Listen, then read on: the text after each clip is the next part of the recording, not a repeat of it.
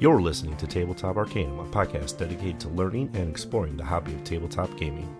Your hosts are Justin Taylor and Richard Giese, so sit back and relax as we talk, discuss, and joke our way through the hobby we love so much.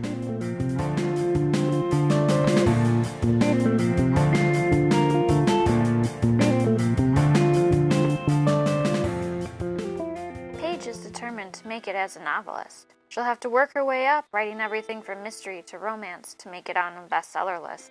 Paige loves the stories she writes about and secretly wishes she could live them. Welcome to Tabletop Arcanum. This is Justin. And Mindy. And today we bring you a review about the best-selling or bestseller game, maybe?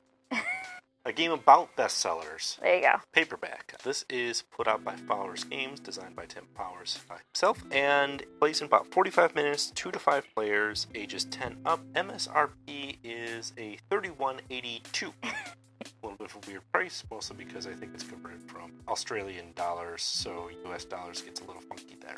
Yes. That's okay. So this is kind of a small box deck building and spelling game. So not only you're doing the standard deck building, adding cards to your hand, which gives you better options to play during your turn, but you're essentially trying to form words with the cards in your hand to score points. Turn them into letters will give you different points, yada yada. So it's a combination deck builder and word builder game. Yeah. What were your first impressions when you saw Paperback for the first time? The box is kind of cool. The cards, when they were pulled out, were really nice. Nice big letters on them. You could be able to see some nice little graphics, especially on like the wild cards and like the fame cards, I think they were called. So I thought like all of that was really nice. It scared me a little bit just because it's spelling. And, I'm dyslexic, so that doesn't help. But I thought it was very interesting, and I liked the size of the box. I liked the feel of everything. So they were good card size, too. So it wasn't like tiny little cards or too big of cards to kind of really work with. So overall, my first impression was that it looked really nice, and it looked like something that would be very interesting to play. So how about for you? Likewise, it's something I've always been impressed with Tim Fowers Games, is they've always had this nice presentation to them, even though it's like a small box that you can throw in a backpack or a bag or a purse. Typically, like none of his games I've played that are huge boxes or elaborate boards. It keeps it like this fun, neat little package, and I always appreciate it for that, and Paperback's no exception to that rule. Like you said, the layout of the cards, nice big bold letters, so across the table you can read what other people are playing very easily, even if you don't necessarily get to see all the little finite points and rules and stuff. The word, which is kind of the point of the game, is easily readable. I think the other big thing that it does well, you did say you like the size of the cards. There's like standard bicycle playing cards, but one other thing that it does well, it's something I notice when I look at games, is how can the core box handle additional cards or additional expansions down the road. And Paperback has plenty of space, dividers within it, so that if you get some of the add-ons that have come out since the game, it all fits back into the core box. Nice. So overall, wonderful first impression of it. Likewise, my vocabulary skills aren't bad, and I'm not necessarily worried about the dyslexia part like you are. My concern is I know how deck builders go, and when you get a bad hand of cards, how the heck are you going to spell something out of Ouija-bo? So Very true. Yeah, not everybody understands it's a North American fat balding ape, but Right. It's one of those, I really need to see how this played in action. So let's start talking about, what does Paperback do well? I think it did well, especially with having an extra letter that you could use, kind of the common letter to start with, so that you had like 5 cards in your hand, but now you have an extra letter, so you can have 6 letters for a word or whatever. I think it does really well if you can visualize a word or spell a word without having to really see it. I have to kind of see a word to know it, but if you can do that and use your wild cards well, I think it does really well on that. And I think it does really well on the points system of, hey, I spelled this word, this is the amount of points I get, here's the card I can get with those points. So I think it does really well on that, which is the whole deck building and trying to just use as many of your cards as you can in your turn, so that you can get those more points and you can kind of work towards getting more letters or getting more fame points to try and win the game. So I think it did really well on that portion of it. What did you think it did well on? So from a deck building game, it does two things that I think make me love this as a deck building game more than most. First thing Paperback does well is, unless you're really pretty good at card counting and point counting, like everybody starts at the same amount of points in their deck because of your basic starting cards, but all of the cards you gain along the way, even all it really is points cards, still act as wild cards, and they all go into your deck. So there isn't like a victory pile or a points pile to the side that some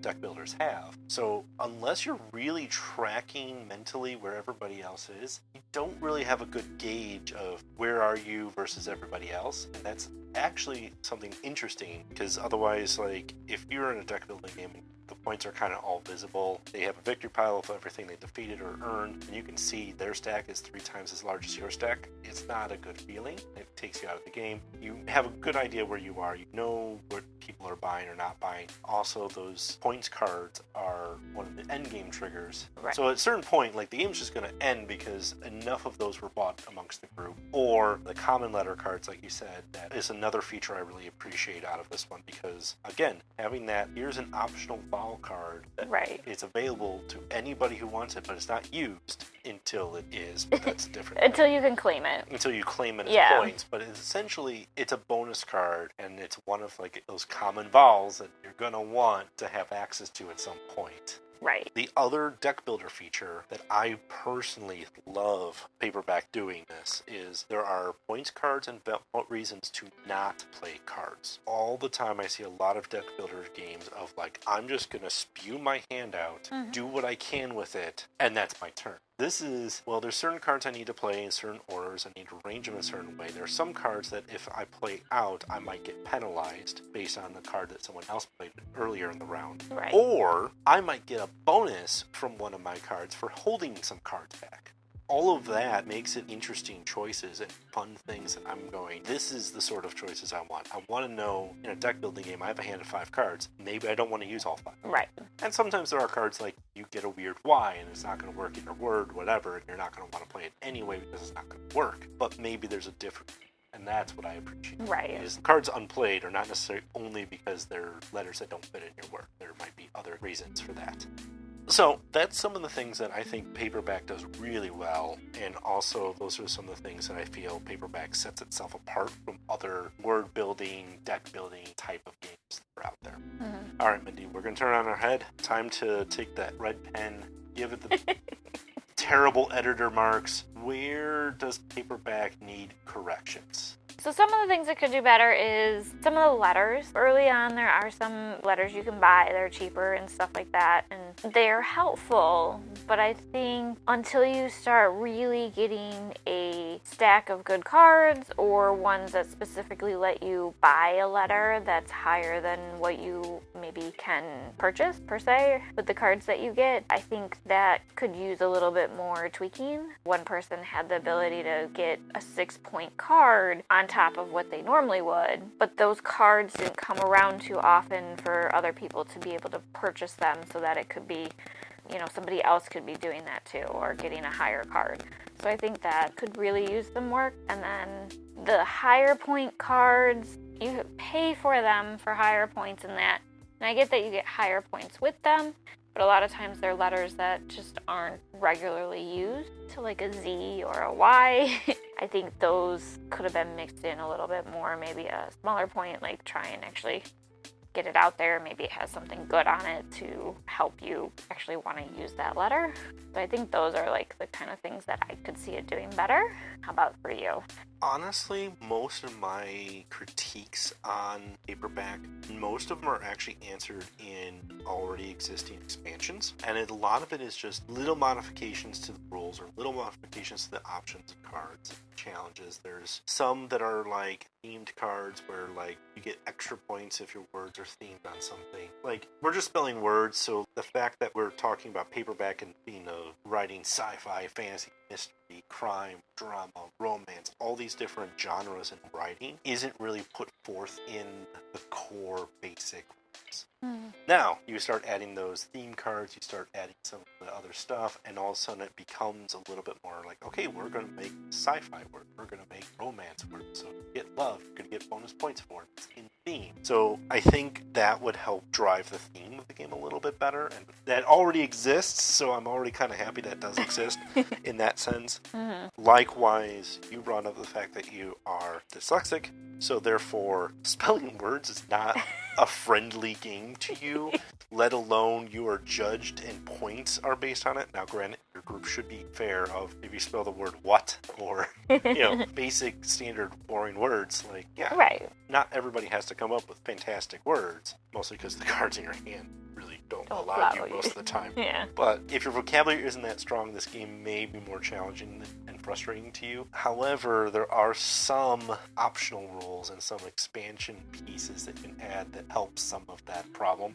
Right. There is actually a dyslexia optional rule where you're allowed to switch letters around. It's kind of on purpose, like, oh, I don't have the letters in the right positions, let me switch these and get better points based on it. Right. But at the same time, it helps alleviate some of that stress too. It's true. And I knew going in that I would not be good at this. I completely know that. And that's just, something I know. But it's still fun to play. And that's where I think this game still hits it in a fun way where, yes, this is actually still fun despite your dyslexia. And yes, it's spelling words, and there are states in the rules where you can have another player help you spell a word, and then they kind of get a favor point, and they can cash that in later. And they actually have game mechanics, and I appreciate it for that because different ages, different vocabularies, like I said, will approach this and engage on this game slightly differently. So honestly, I would love to see this game played in an English classroom, like a creative writer's game room, and just see what words they can come up with as a crazy think tank of people who are wordsmiths. Right. So that's kind of where my negative stuff is going to be, is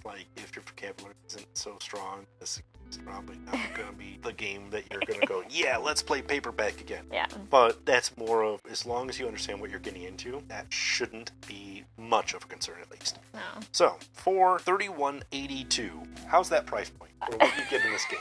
Personally, for me, too much. But that's because I know I won't really play it. I won't really, it's not a game I would pull out to play and want to play. I think overall, for being a card builder and a word builder, and actually a lot of the intricacies of actually building those words and things that can happen, I think it's actually probably a pretty good price. Might be a little high.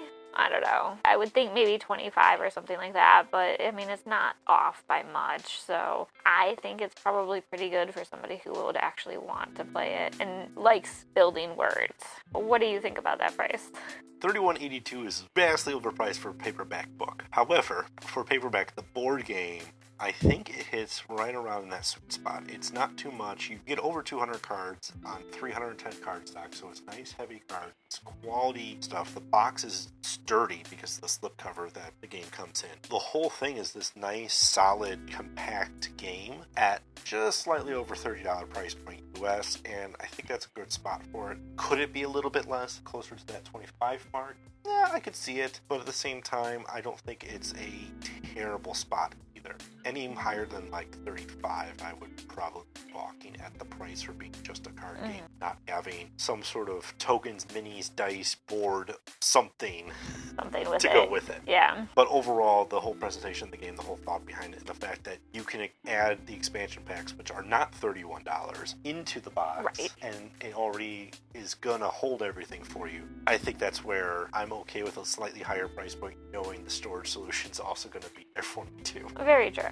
But that's because that's a point for me. I always take a look at that. Plus, it comes with its own dividers, so you can start your points cards, your common letter cards, your starting cards can all be divided in the box and easy to set up and pull out. Overall, I think it's a fantastic, right there price point for Paperback. So, you've been listening to Tabletop Arcanum's review of Paperback. This is Justin. And Mindy. We thank you for listening. You can find us on all of the standard social medias, Facebook, Instagram, Twitter, as well as YouTube and Twitch. Make sure you hit that like, subscribe, and follow buttons as necessary to keep up to date on what Tabletop Arcanum is doing. Until next time, happy gaming. Happy gaming.